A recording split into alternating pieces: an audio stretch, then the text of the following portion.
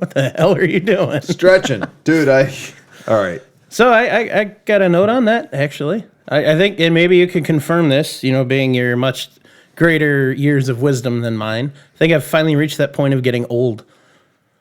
So I was out in the garage, in front of the garage all night, working on Pegasus last night. I feel like I got hit by a truck today.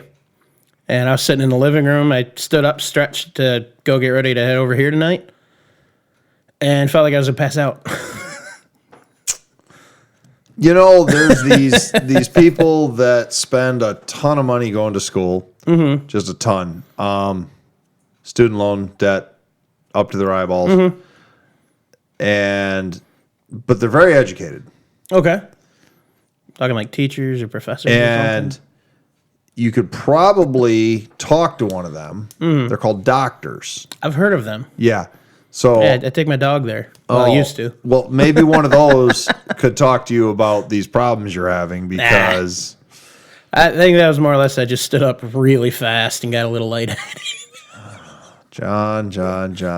Well, the feeling like hit by a truck part is that, that was just... It was a long night. But I got everything in there. I had to have my dad come help me with 4 bolts. I can't reach both sides of the vehicle to get those 4. But yeah, otherwise, I got everything done on it last night, but one stupid bolt that I had to replace and I forgot to order. I'm not going to attribute it to getting old, maybe being a little out of shape. Yeah, there's that too. And, age probably is a factor a little bit, but out of shape, and then of course, like you said, working late and things like that. I know the cold. That's what I was going to say too. This cold this week has been getting more and more bitter. I ache all over. I've only been getting about 5 hours of sleep each night, so that's more than me. I've been averaging about 4 to 5. So I the other night I was tossing and turning so much in my sleep, my watch came off. Oh, okay. So I did not sleep well that night. No. So yeah, but on the plus side, Pegasus is running again. Okay. I got the bolt I needed on the way here, so I'll have that in either tonight or tomorrow.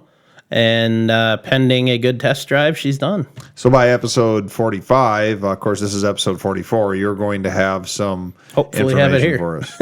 Yeah. Oh yeah, there'll be. I might do an update on the 4x4 talk on it, but I didn't really get a lot of pictures of reassembly. Okay. So you'll get there. Yeah, eventually. You'll get there. I've definitely learned that transjack's too big, though. That thing's a headache. It was a good deal, though. So. Oh, okay, all right. It's just a little too heavy duty. Speaking of episode 44, you want to talk about some Dana 44s today? I suppose we could, yeah. Let's do that. Okay.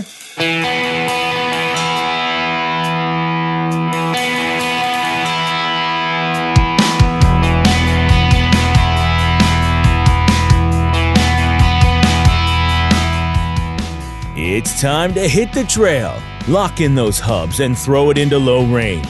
Because you are listening to Wheelin' with Keith and Johnny Orange, broadcasting from the Thin Line Off-Road Studio. They're here to talk about 4x4s, trucks, and everything to do with enjoying the great outdoors. Buckle up. Here's your hosts, Keith and Johnny Orange. I don't know. Maybe that banter would have worked. I'm not sure, John. That was the most pointless conversation we just had about you clicking a glass. Anyways, episode 44 here.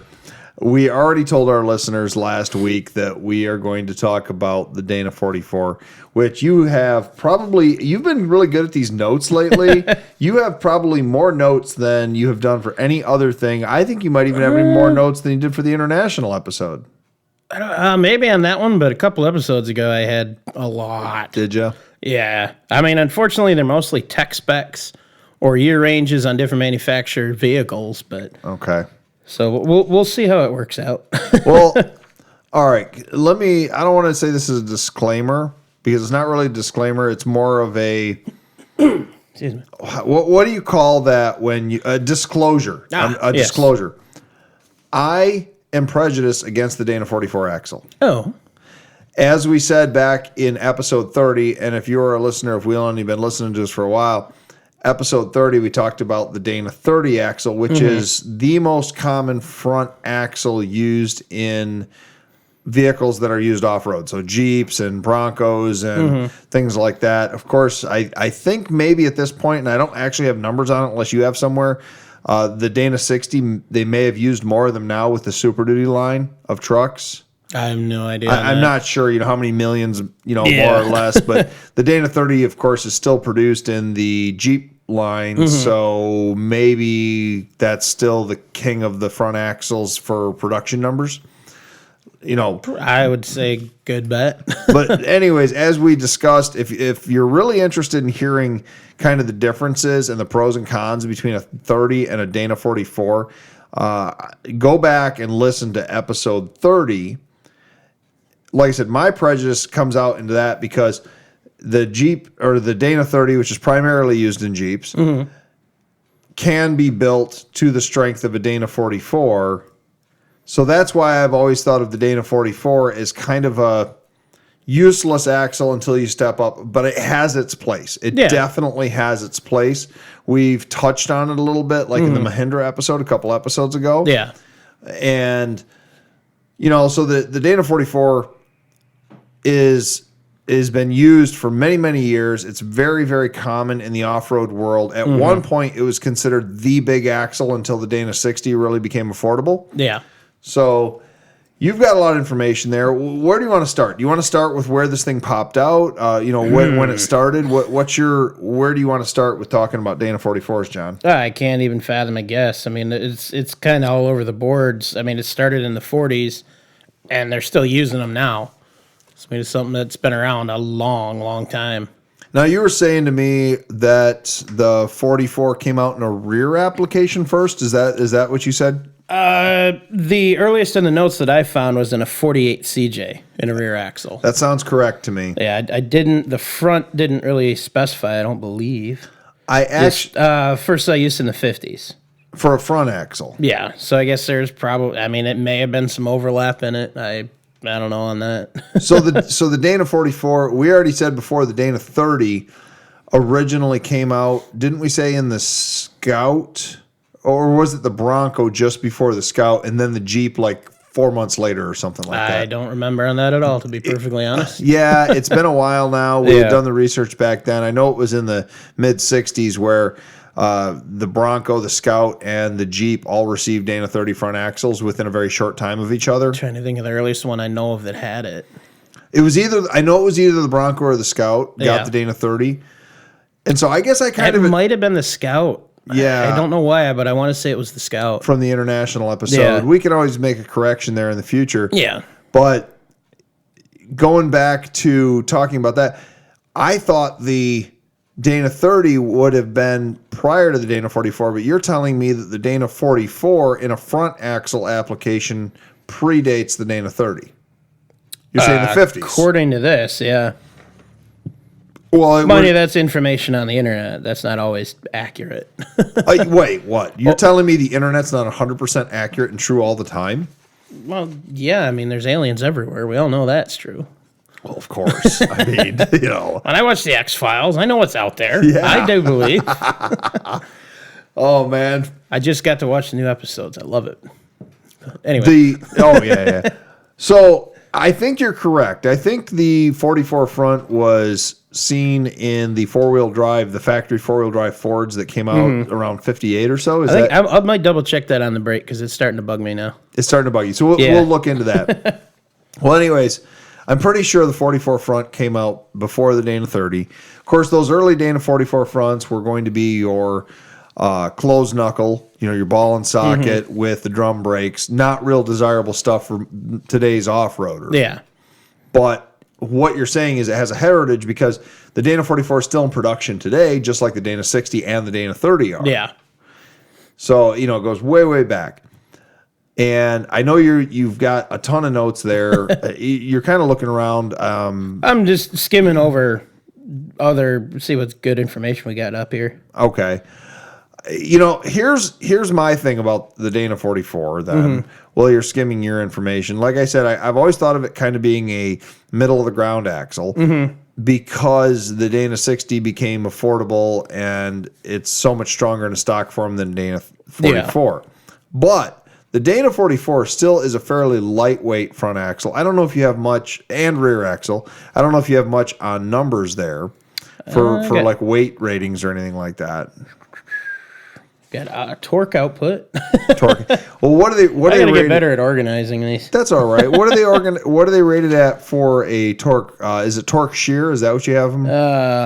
Momentary output torque in foot-pounds. So that's basically the max torque that you can apply to this. Yeah. This axle. What do you have on the Dana 44? Is it? So I've got it for a low pinion, a high pinion, and then there's the low pinion 8.9 inch.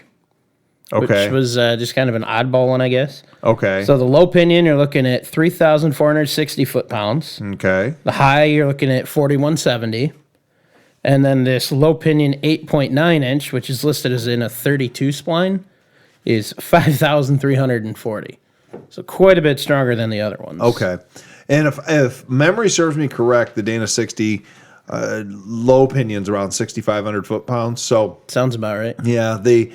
So the Dana 44 is, if you've messed with the Dana 60 or a Dana 30, it's obviously kind of between the two. Yeah.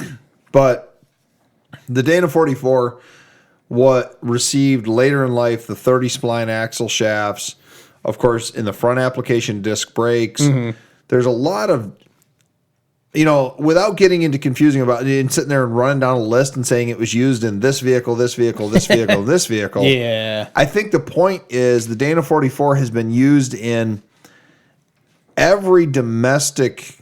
Well, has it ever been used in a GM product? Yes. I have a whole page on that somewhere. Right here. Blazers. Oh, yeah, the half-ton K10, trucks. K20. Some 77 K5 Blazers came with it in the front. And then with a 10-bolt. Oh, wow. Some of them had a 10-bolt front axle? I didn't know that. That was later on. That's what replaced the Dana 44 front. Yeah. So the Dana 44 has been used in all of the U.S. domestic vehicles. Oh, yeah. It has been used, big three.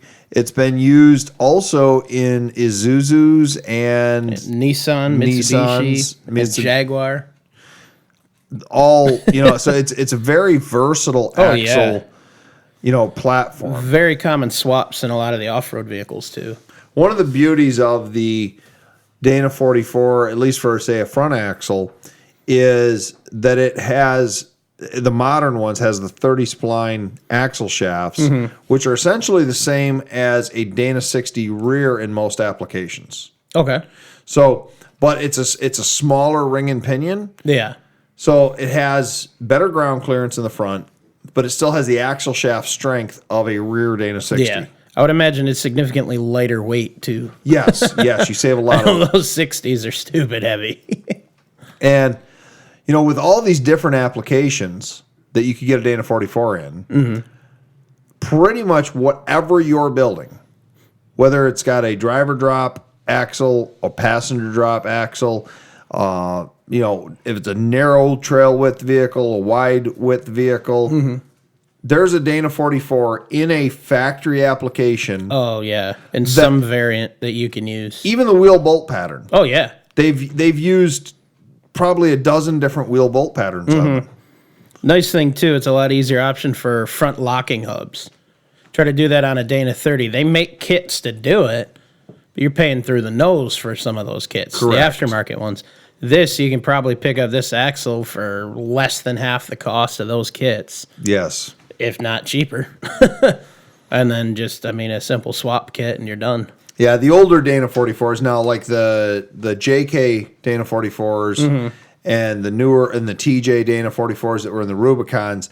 And Saharas. Those, what's that? And Saharas. Yes. There are options on, I think it was the Sport and the Sahara, they were options. Not as a front axle, for no, as a rear axle. But for the front axle, just commenting on your locking hub thing. Yeah. Once they went to a unit bearing design. Yeah, not so easy. Exactly. That's where you need those aftermarket kits.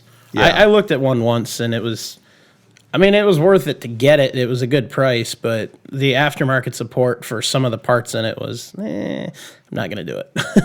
And that's where the point that I made before about the Dana 44 is where if you're going to try to build, quote unquote, build an axle, because the parts are very similarly priced, if you're, say, building a Dana 44 versus building a Dana 60, you're better off taking the money that you would have built the Dana 44 and stepped it up and just put it into a stock 60. Yeah. Absolutely. That's kind of my point. But, the Dana 44 has its place. Oh, yeah. Especially in my mind, if you are putting it into something where it's darn near a bolt-in. I know looking at some of your notes, like, for example, the MJ Cherokee. Mm-hmm. Do you remember from your notes the MJ Cherokee, or I'm sorry, I'm saying Cherokee, the MJ Comanche, the Jeep truck? In your notes, it mentioned you could get a Dana 44 rear. Yeah. Yeah, that was common in those and the XJ Cherokees. Well, it's more common in the Comanches than it was. That I didn't know. Yeah, in the Cherokees, and it's still uncommon in both. Yeah, I know it's not common. It was an option that just didn't see a lot of use. I don't remember the exact combo that it came with, but if it was something with a towing package, wasn't it? It was a heavier towing package. Yeah, and I just know there's not a lot out there, and it's oddly an extremely desirable axle. Well, the reason is because it is a direct bolt-in for the Dana 35 C-clip axle, which was kind of a, I don't want to say a garbage axle, but it was garbage axle. Okay, garbage axle. It's a weak axle. Yeah. You could take an MJ or an XJ, Dana 44 rear, and you could put it into your XJ or MJ that didn't have one originally. Yeah.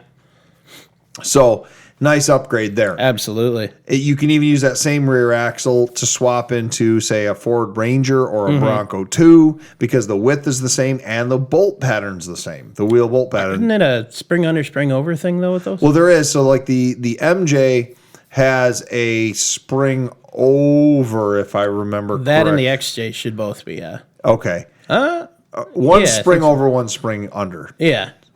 So, what's the XJ? Is the XJ spring over in the rear?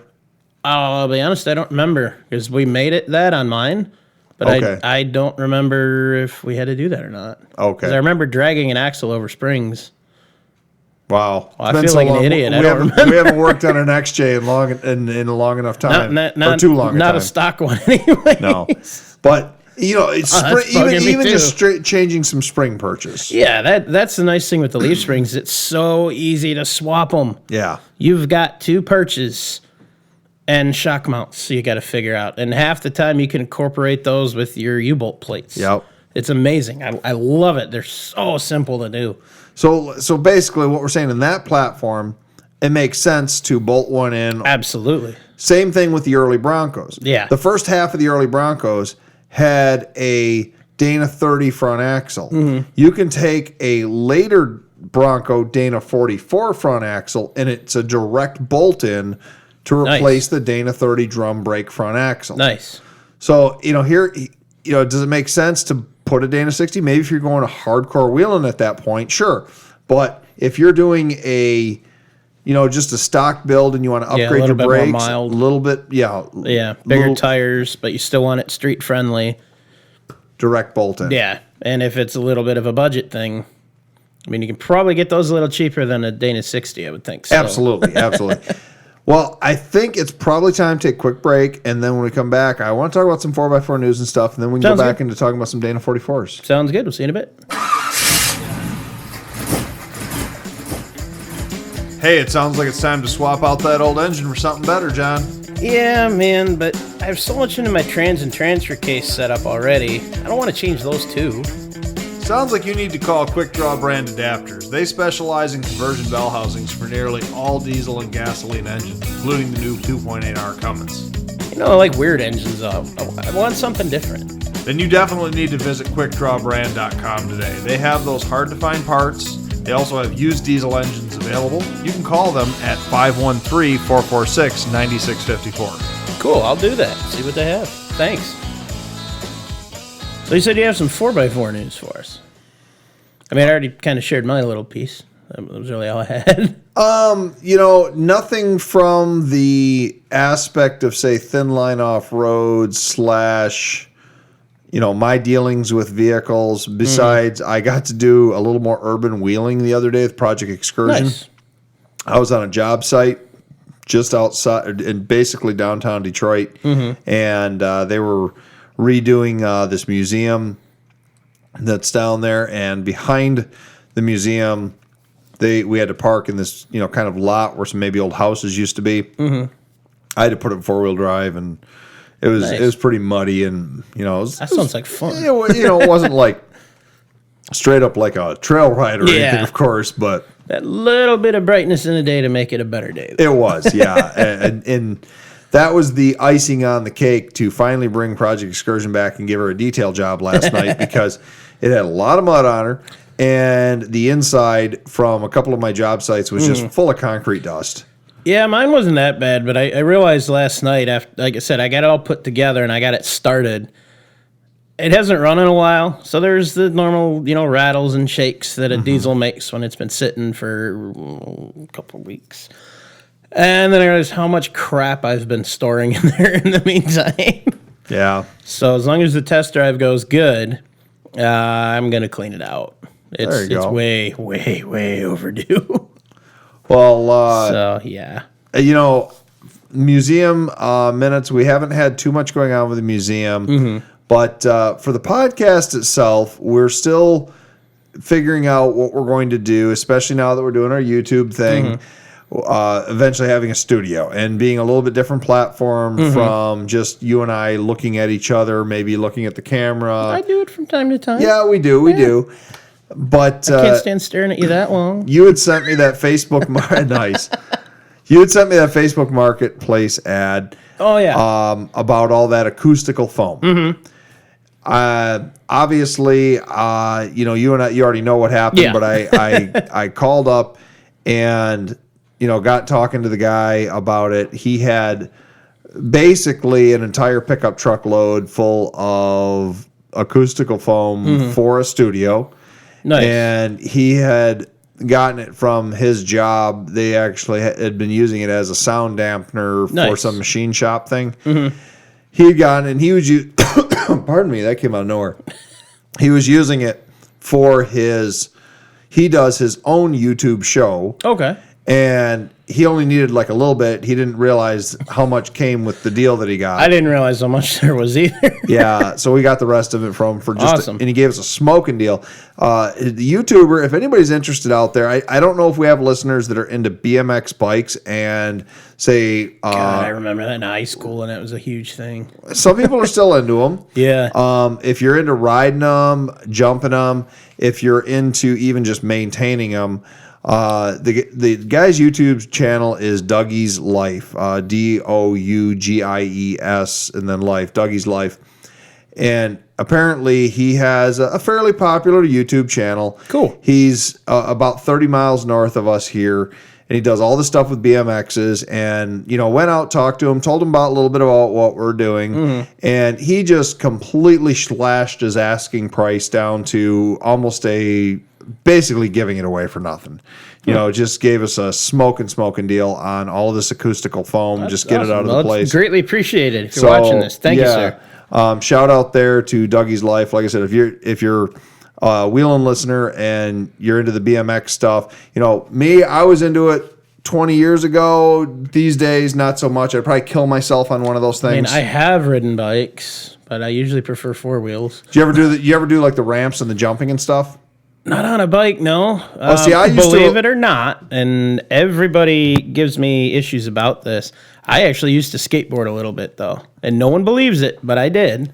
I'd like to see it. I can't. I'm not even going to try anything anymore. Oh, come on. Can we do like a fundraiser for the museum where Johnny Orange is going to like skateboard or something? Depends. You going to have EMS there? Because we're probably going to need it. Well, wait a minute. Maybe we could do like this. We could have like Dougie from Dougie's Life. We could have Dougie and you. Like you could skateboard. You could BMX. We have you guys race or something. Well, the last get into time, the tubes or something. The last time I did it, my cousin and I were at a skate park, and my board has a crack through half the tail. Oh, so I'd have to put some money into some new stuff. dude, I got a whole box of drywall screws out in the truck. We can just start screwing that thing together.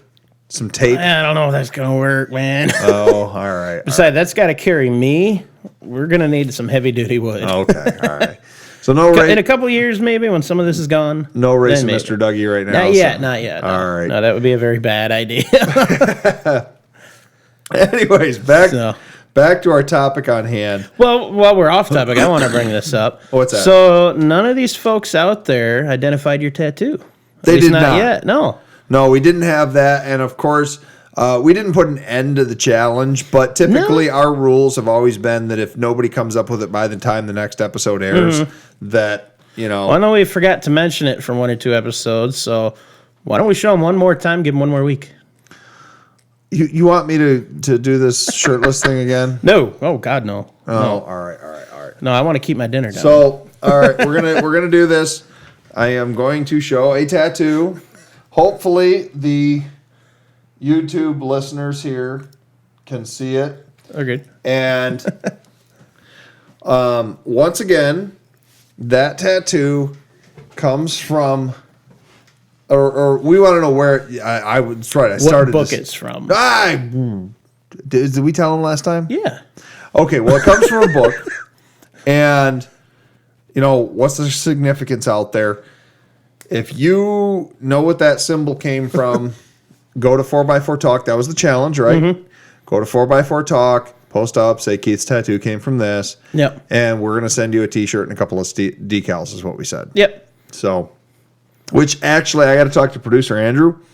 Just today, I went digging around looking for some more museum decals, and I think I might be out or running really low, so we might need some. I've got a couple floating around at home if you need them. I still have some wheeling decals, and I don't know how I ran out of, but I know I gave some to some museum patrons, so and maybe that's why. But I'm running low on the museum ones for sure. Yeah. But we'll send them out anyways. And we'll send out some decals. But yeah, that's a neat challenge. That's why you wanted to bring that up. I thought you wanted me to tell people what it was. Oh, no. I'm going to figure give them one extra week because we didn't mention it to remind them last time.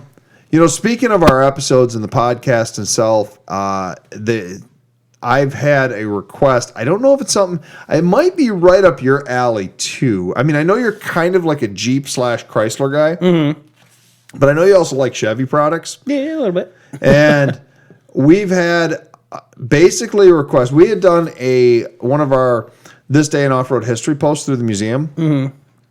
And we had 2 different people that reached out to us and said that we should do a history episode of the 73 to 87 square body Chevy trucks. That'd be interesting. It is the longest running unchanged platform of pickup truck in the United States, where they ran basically the exact same truck because they technically ran it through 93 in the commercial cabin chassis. Okay. So 73 to 90, you're talking 20 years of an unchanged body there, where you can interchange doors and all sorts of stuff. That's nice. And they just made millions of those, and there's still millions of them on the road. Nice. So, I don't know if that's something you might be interested in doing or not. Yeah, we can do it. If there's, maybe the next episode, maybe not. But if somebody's listening and they think that we really need to talk about those square body Chevys, I happen to know a ton about them. And the reason I do is because my dad's pest control company, when he first started that company, he bought basically a fleet of vehicles, and almost all of them were square. He had like 2 Fords, and the rest of them were all square body 80 or 73 to 87 Chevys. So that probably lasted quite a while in the fleet then. They did, and I worked on them, and there's still actually one still left in the fleet today. The rest of them have all been retired, but a lot of those trucks had 200,000, 300,000, 400,000 miles on them, and just gone. And but I knew my way around them. We just that's the best way to do it. Keep it all the same, and then it's just borrow parts from whatever you need, one set of spares. We used to do that. Awesome. Our mutual buddy Jason and I, we could do head gaskets on a 350 Chevy in about 3 hours. It was really back then. Do you still possess that skill set? Yeah, probably, but not in this weather. We learned a lot of real shortcuts on how to do them. Why do you need head gaskets on yours? Possibly. It's got some block sealer in it that seems to be doing the job right now. Oh, man. Yeah, it's a little rough. Something's up with it. We can't quite figure it out. Gotcha. So it needs to go to a Chevy guy. Gotcha. Yeah. Well, we can help you with it. It's not hard to do at all. There's guys that can even do it. I've never done it but myself. There's guys that'll do it without unbolting the intake from the heads. They'll pull it all off as one unit with a cherry picker. Interesting. I don't see how think that it's a would good idea because there are centering dowel pins. I don't Yeah, know. I wouldn't. I could see how it would work. Yeah, they rock like one side, but Yeah. never done it myself. No, I probably wouldn't either. And most of those kits you get with that come with all those inner intake gaskets gasket and all anyways. that, yeah. So. But anyways, back to the Dana 44. Oh, that's what we were talking Yeah, about. we were. Well, and the reason is this is episode 44. Really? Yes. It means we've been doing this for almost a year. Oh, wow, yeah. Episode 52 will be a year. You know what else that means? What's that? Episode 50's coming up. Oh, yeah. Was that the promise? Was a producer? By episode 50. By episode 50. All right. I think we need to do an interview with him. I think either that or we get him finally on to talk about the ham radios he was talking about. Yeah, we can do that. Something like Do a that. radio episode, maybe. Yeah, talk about like some prosciutto and some bacon and Ooh, I like where this is going. yeah, it was a nice ham radio episode. Oh, my God. I can't believe I didn't see where that was going. Anyways, Hey, look, water. back to your Dana 44s. I've only got one. What do you have one Dana 44 in the rear of your TJ, correct? Yep. And, technically, too, a rear of the Commando as well. That's a Dana. I thought that was a Dana 27 or something. That's the front.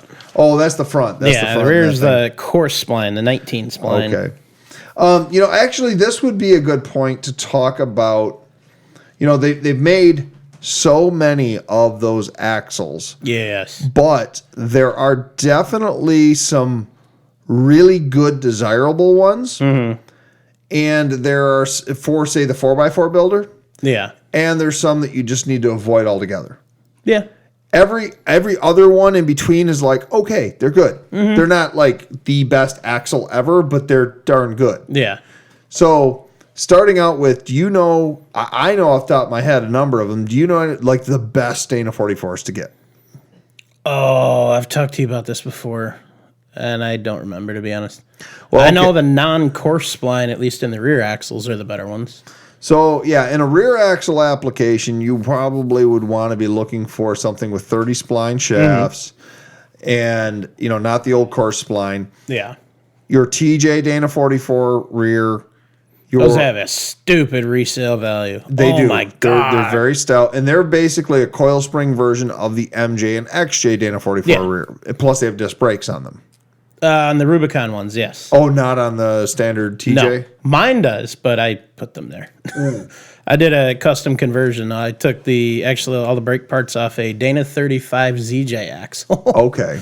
And there's some modifications to make it work, but you can do it. So all of those parts, all of those rear axles, basically your Jeep TJ and your ZJ, I'm sorry, not ZJ, your Jeep MJ, which is your Comanche, and then your XJ. Any of the 44s in there are desirable 44 rears. Yeah. You mentioned the ZJ. That is the non-desirable one.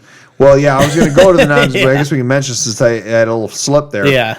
The ZJ Dana 44 is the aluminum housing one. They tend to bend. They tend to crack. Yes. They are not that good. Do you remember that that lifted silver ZJ I had years ago that I started putting? It had all the rotted body panels, and I replaced them all with rust-free ones. That I don't remember that, no. Had a 5-inch rough country lift on it.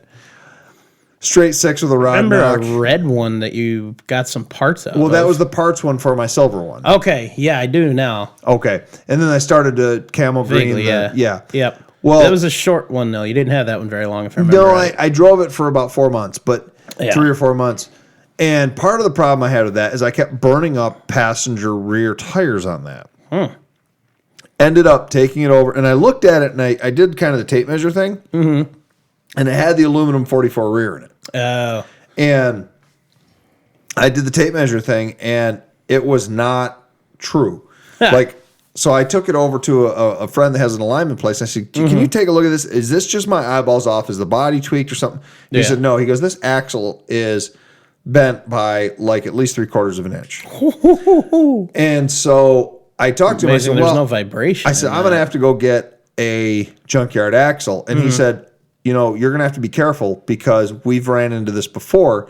He said he had a customer that had come into his shop and with the same issue that I had. And he said the guy brought him 5 different rear axles before he found one that was straight. He said he would never do it again. And he's the one that turned me on to. He said, there is a kit that you can buy, a weld-on kit, to put a Ford 8.8 in the Ford 8.8 in the rear. I remember you had that kit for a while. Yeah, so I bought you had the 8.8. That's the one that I have in the XJ now. Well, yeah, so I bought the kit. I got the 8.8 out of the Explorer to put in the ZJ, and then that's when the ZJ developed a rod knock, and I said, I'm not putting an engine in this thing too. I do remember more of that now. Yeah, so I got rid of the whole thing. But that was my personal woes with the only ZJ I've ever owned in my entire life. I've owned one. I drove it about half a mile from my neighbor's house to my backyard and parted it out. Well, it's technically I had two. I had the red parts one, and then I had the silver one I drove. I have the front drive shaft and the front tie rod from that still. Oh, okay. So, all right. That's in Project XJ. There you go. So that is actually probably one of the worst applications for the rear Dana 44. Yeah, and I think that's the only aluminum one too, if I'm not mistaken. It is. I believe it is. You also want to avoid the early rear Dana 44s unless you're doing a vehicle-specific restoration or something like that. The rear Dana 44s are just... one that was like offset by like an inch or something, wasn't it? It depends on some of them several inches, some of them an inch. But going back to the front axles of the Dana 44, if you're doing like a build for, say, a rock crawler or something like that, and you're not looking for a direct bolt in, the most desirable is the Ford high pinion Dana 44 that has true lockout hubs on it. Yeah. Now, that was available in both the 5-on-5.5 wheel pattern in the F-150s. That's what I need to find. And the 8-on-6.5 wheel pattern in the F-250s. Yeah. But, word of caution there. Wait, Dana 44 and an F-250? Correct, in the 3/4 ton. So, word of caution there, though. In the 150s, so the 250s were all leaf springs. The 8 lug ones were all leaf spring. In the 150s and in the Broncos of the 79 and older era, they had the cast-in radius arms for the suspension. They were coil spring. 78 and 79. Those axles there are really good if you're swapping to another 78 or 79, or if you're not trying to narrow the axle or do anything funny with it. If you're looking for something to swap in, you want to look for a late 76 to 77 Dana 44 front, because those don't have those big cast C's on them. They're welded wedges. They're welded wedges. You can cut them off. That's what I've encountered in my search for parts for the Commando. Yeah, so it's a year and a half only. Year and a half only. Yeah. And that's like one of your best ones. And like I said, I was close. Versions. I found them, and they were kind of buried in the dirt. And guy gave me a heck of a price, so I started researching them. Went back and dug one side of it out, and it was cast. It's the big cast C's. Yeah. Bummer. Well, I still want to talk about this because I still think there's some pros and cons, but let's take a quick break. And sounds good. I got to fix this mic. It keeps dropping out. All right. Sounds good, buddy. The following is a public health alert from ABC Home and Commercial Services regarding bats. Bat guano contains airborne viruses and fungi that are spread throughout the home through heating and cooling air circulation. If inhaled, it can infect your respiratory system and cause anything from flu-like symptoms up to and including death. Bats can also soil your insulation, causing thousands of dollars in replacement cost. To have them removed from your home, call ABC Home and Commercial Services at 810-794-5678. That's 810-794-5678. It's good water. I'm glad to hear that. Yes. It's cold. It's refreshing. Tasty. Back to what we were talking about, buddy. We were talking about kind of the best and the worst. And we were saying that weird little Ford early Bronco axles, they call them. No. I'm thinking of something different. You were thinking of something. Well, the Broncos, I don't know what years of the cast. I'm talking the F-150s and the full-size Broncos. Yeah, I always understood it. The early Broncos were the good set of axles. Well, I didn't know the F-150s had a good versus bad year. The cast. The early Broncos were never high pinion. Ah, those are low pinion axles. That was considered that. That was up till 77. Okay, yeah. So low pinion axles obviously are slightly weaker, as you saw from the torque specs you talked about earlier. The high pinion axles are a little bit stronger. That was only the full size Broncos, which was only 78, 79. Those are all going to be the cast C's. Okay. And the 78, 79 F-150 is going to be the same thing unless it's the rare extended cab F-150 that has leaf springs and 5-lug. Those front axles are worth $600 or $700 if you find one. I had one years ago. I had the whole truck, obviously. Yeah. I wonder how that would match up with the Commando. A little too wide. Bummer. You could narrow it, but but if you're looking for a full width front axle that doesn't have the cast C's, that's where I was talking about. You have to look Gotcha. at the late 76 or 77 axle only. Yeah. But That now project's down the road anyways. exactly, and you know those for a low opinion front axle Dana 44, those early Bronco, the last couple of years of the early Broncos, which is like 75, 76, 77, those are great front axles too for swapping. Yeah. They're narrower. They're 5 on 5.5 wheel pattern. Works great for an early Jeep. Works great for That's what I was thinking, is I can get that, the 44 and the 9-inch combos. I've seen them. I know a place I can get them about $150 for the pair.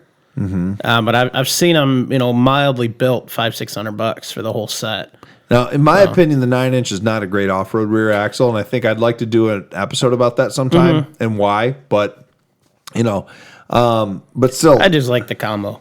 Yeah. I know you can build the crap out of a 9-inch too. oh, absolutely, you're just giving up drive shaft clearance and a few things with it. Yeah. So, but I know that we're kind of running a little bit low on time, so I'd like to kind of go back to with the 44 front, some of the front axle ones you want to avoid, or let's continue with the good ones. Another good one would be any of the Rubicon 44 fronts. Oh yeah.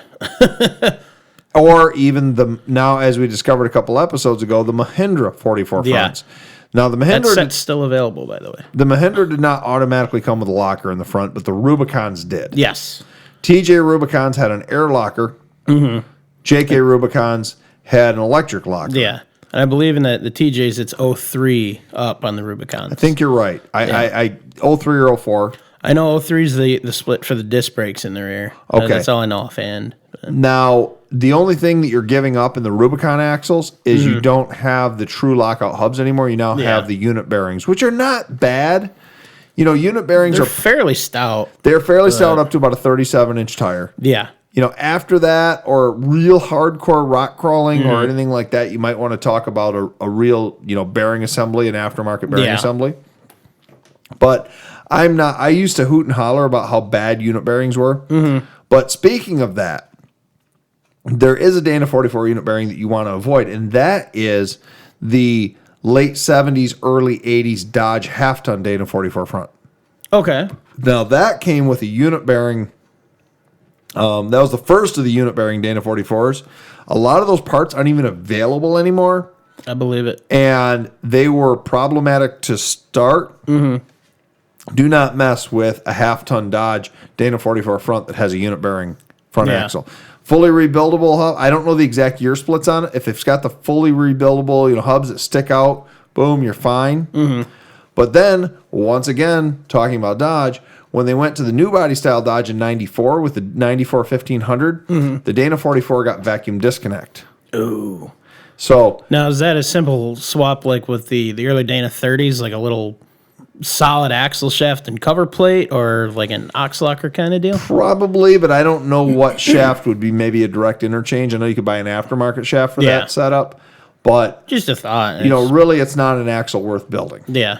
At that point, you might as well buy it's just as undesirable Dana 60 out of that same Dodge out of the 25 or 3500. Yeah. And then there's even oddball ones where they had a 2500 44 front in the 94 to 01s. There's only like a handful of them out there, but they do exist. Wonder why they did that. I think it was a light duty 2500 thing. I've personally only seen one at our local junkyard before, and I remember popping my head under and going, "What?" Because I was like, "Oh, look at a Dana 60 Dodge. Ew, what is that?" And, Nice. And then I looked it up online, and apparently it was like less than 5% of them had him. Oh, wow. But no, It's always no interesting to come desirability across whatsoever. those. Yeah. It's always fun when you come across those oddball, like 6-month available part kind of Yes. stuff like that anywhere. It's like, why did they do that? And then they just gave up first off. Exactly. Or it did so bad, that they just cut it off. Exactly. It's weird. One of the other really desirable, and here's the thing, I don't know if they're technically considered a Dana 44, but it's an honorable mention. Some of the Studebaker Napco and some of the half-ton Chevrolet Napco conversion kits in the late 50s were Dana 44 style fronts. I don't know if they ever officially were called a Dana 44. Do your notes mention anything about those? Not in the front, but in a rear axle. Okay. I don't recall seeing anything on the front and Well, skimming over these. Since they weren't a quote-unquote factory and they were a factory installed, or not a factory installed, but a dealer installed item, those are, even though they're ancient technology, for somebody restoring one of those trucks that wants, like that era truck, and wants to convert to a Napco four-wheel drive setup, that's something else of desirability out there. But that's not for wheelable. You know, if you're looking for something to wheel, if you're going to wheel a Studebaker, you're probably building something on different chassis. and hopefully not a factory Napco Studebaker. Yeah, hopefully not destroying one that's in good shape. Yeah, exactly. I mean, I'm not the biggest fan of them, but it's still that's a classic And rare. vehicle, man. Yeah, And rare. Yeah, don't hurt that, please. But so that's going to be your most valuable, hard to find Dana 44s out there are going to be your Rubicons, like we said, your MJ, XJ, TJ, Dana 44 rears. And I don't think I've ever actually seen one for the XJ Comanches. I've come across like stuff where it's already sold, but I've never actually seen one before. I've run crazy. across them in the wild a couple of times. I saw one up north a number of years ago. Actually, this wasn't a Comanche. This was a XJ. But there was an XJ for sale. It was in a grocery store parking lot, and they wanted $500 for this rusty old XJ. And I don't know what drew me to it. Of course, it's an old rusty Jeep. Of course, I'm going to look at it, you know. Yeah. So I go over and I pop under the back of it, and I'm like, oh my God, it's a Dana 44 rear one. I'm like, that rear axle's worth as much as they're asking for the whole thing. And I looked at it, and it was a 5-speed, probably a Remember what year? Oh, it was probably a puker. It was probably like an 88, 87. Yeah. But it was like that stuff. But Walmart. I was like, man, and I was like, and I was out of town. I was like 5 hours out of town, and I was like, do I buy this? Do I not? You know, and I eventually I was like, no, I'm not going to buy this just to rip a rear axle out of it. But if there were enough room to flip it, maybe. yeah, But, maybe. yeah. But if you want to get into the tech end, I know you're a big numbers guy, and I want to give you that opportunity real quick. John, what I'm looking, you've got all this, and I'm looking, and sometimes I end up the gear ratios. You've got the carrier brakes in them here in your notes. You said 373 down, 392 up, which means that, and I know you can go all the way to 5. I think it's 38s in them. 589. 589s, yeah. And then there's whatever a Volvo C202 is, you can apparently get in a 617. Oh, really? Apparently. In a Dana 44? Yeah, apparently. This is the first time I've ever heard of this. Maybe the note's wrong. Like I said, it's internet notes. Well, I'm going to trust it. That's interesting. And that's a solid axle, or is that like one of those IFS Dana 44 things? Doesn't specify. It's just in the carrier brake notes. Okay, Under right. general specifications for it. Okay. So, yeah, there's interesting range. Though generally, though, 272 to 589 is kind of the total range. Okay. So, yeah. Numbers and stuff. What else did you want to talk about with these Dana 44s? I mean, we've covered really everything that's important. Okay. I do want to dispel a myth with them. Okay. And this is something that hopefully our listeners can, if you want to argue with me, you can argue about it. Well, let's hear the detail first. And then The detail is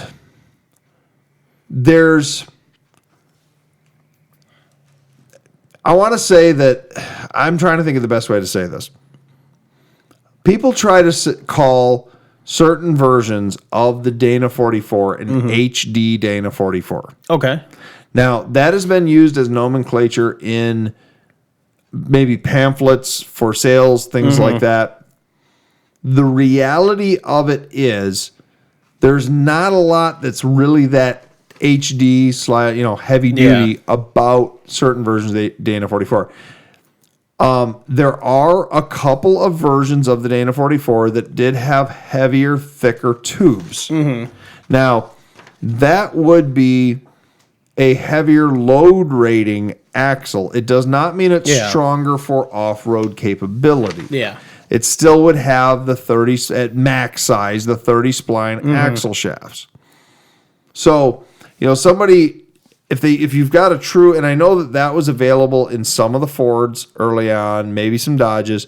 If you've got that thick tube Dana 44, that doesn't mean that is going to take a bigger load, a big block, built big block, or a Cummins diesel swap into it. It still has the same torque rating. You're still looking at the same size guts. It's just the outside's a little bigger. And the only reason that the tubes are thicker is for the weight carrying capacity, which means you can put a bigger plow on the front of it. You can put a bigger winch on the front of it. It doesn't mean that it's stronger physically from braking. Only from load. Two different things. Yep. Now, the other thing is people say any 8-lug Dana 44 is automatically heavy duty, and guys, a lot of times out there are like, oh, well, it's Dana 60, or it's a 1-ton axle. An 8-lug Dana 44 axle is not a 1-ton axle. It is it's essentially a half-ton axle wearing 1-ton brakes, making it a 3/4-ton axle.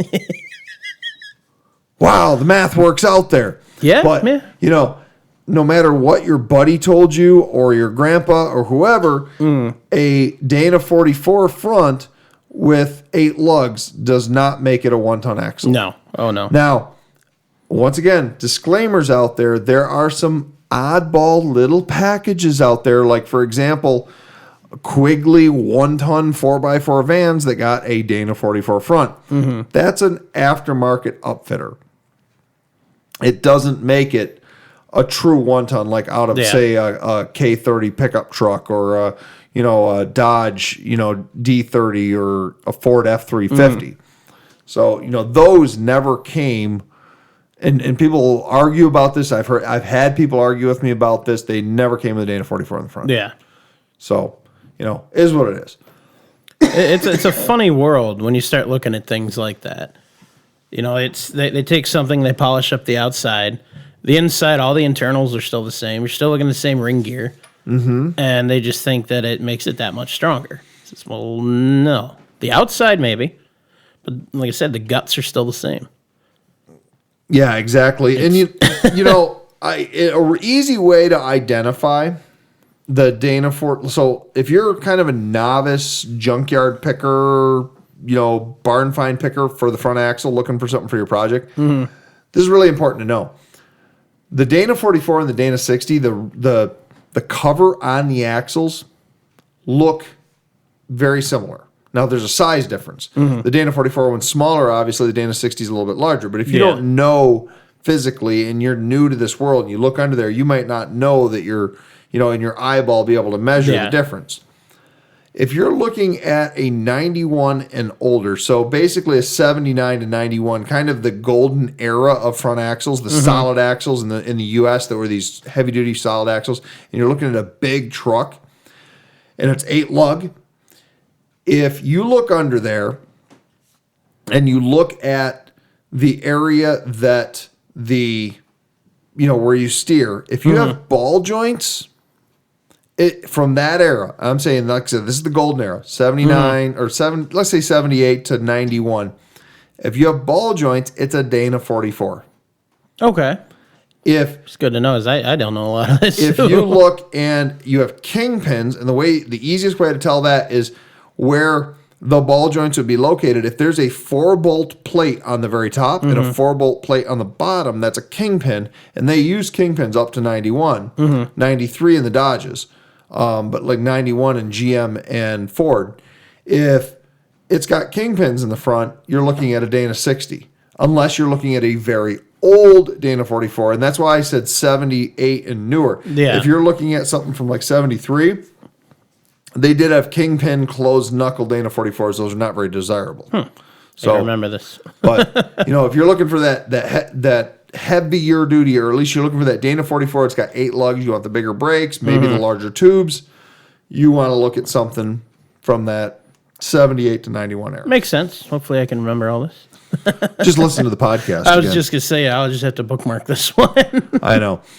So useless knowledge or useful knowledge to various people. It's great. It's way more than I got. That's for sure. I've been talking a lot, and I got my voice back, which is nice. Yeah. It's not fully back. I still got that scratch back there, but it's been like a month of fighting this. Yeah. John, I know you've got notes over there. What am I missing? There's something you want to talk about. No, I just not really a whole lot. A couple honorable mentions as far as the evolution of the axles, and I think you got one of the pages. So the predecessor was the Dana 41, and it just, the difference was that the ring gear was an inch smaller. They upgraded really? from there. Okay. Yeah, I never even knew about a 41. Heard of them? Didn't know what they were. Yeah, I didn't either. And then find the page here. This one we discussed briefly was the Dana 45. Was that on this page? Now, that's something I've never heard of before until I saw your notes. Yeah. I lost where that page was now. Oh, there it is. So the Dana 45 introduced in the 50s, kind of geared as an upgraded axle to the 44 with 20 spline axle shafts.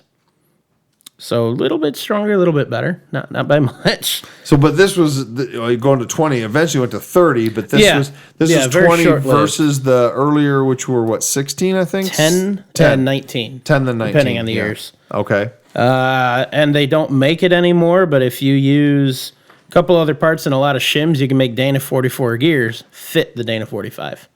Okay, fair enough. That was about it. Oh, okay. Just a couple little honorable mentions I came across with it. I've never heard of, aside from the Dana 35. I mean, my knowledge, all the ones I knew of were, the 25, 27, the 30, 44, and the 60. Yeah. And then a couple of the really big heavy duty ones. Okay. And I think I don't remember if I said the 35 or not. But well, on this axle thing, the next axle, if we're talking about like the playing on our numbers that we like to do, would be 60, which would be the episode 60. Yeah. But I don't know at that point if we need to like flip a coin, because playing on that number, you've got the Dana 60 we could talk about, or we could talk about the 60 series Land Cruiser, which is like one of the most iconic Land Cruiser series of all times. So, do we flip a coin? Do we talk about both? What do we do? We'll have to figure it out. Yeah, we got a little ways to go. We got a little ways to go. But speaking about, still got to decide what we want to talk to producer Andrew about in his episode. True. Yeah. And speaking about upcoming episodes, though, as a reminder to our listeners, episode 48, we are going to be talking about the F-Series history. Our two F-Series posts through the Museum of Off-Road Adventure, themora.org, or go to Facebook, the Museum of Off-Road Adventure.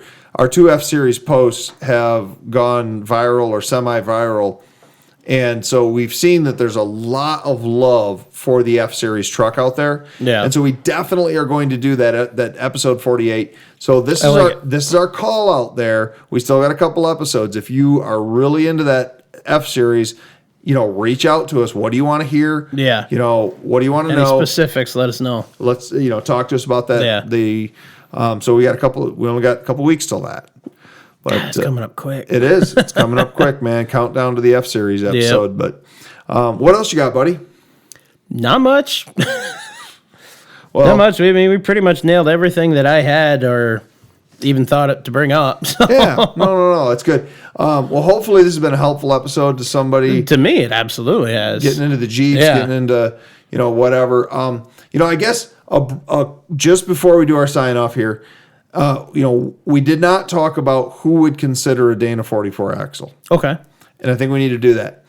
The Dana 44 front, in my opinion, is somebody who is running maybe a 38-inch or maybe a 35 to 38-inch tire, and not running it to the wall. Just it's a trail rig. Yeah. Maybe daily driver, something that's a little more mild than running a big block. If you're running a stock engine or close to a stock engine, and you're looking for a stout axle, and your rig's not, I don't think I'd run a Dana 44 in any sort of built full-size rig. But if you're running a Jeep or you're running a smaller vehicle, Dana 44 might be the perfect choice for you. Yeah, it's got me thinking.